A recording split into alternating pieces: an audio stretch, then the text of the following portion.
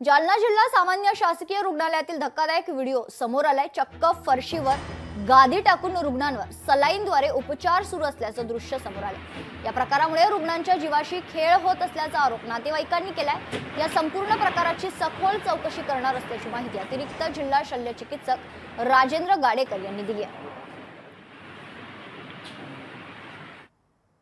एखाद्या वेळेस आमचा स्टाफ असेल किंवा रात्री 12-1 वाजता म्हणजे जाणते अजाणतेपणी जर घाई गडबडीमधून जर एखाद्या रुग्णाला खाली जर उपचार दिले गेले असेल तर चुकून परिस्थितीच्या कारणावरून दिले गेले असेल, परंतु आम्ही लगेच त्यावर दुरुस्त करून त्यांना दुसऱ्या वॉर्डमध्ये जाऊन बेडवरतीच उपचार केलेले। सध्या एकाही रुग्णावरती बेड खाली रुग्णावरती उपचार केला जात नाही। प्रत्येक रुग्णाला हा बेडवरतीच उपचार केला जातो।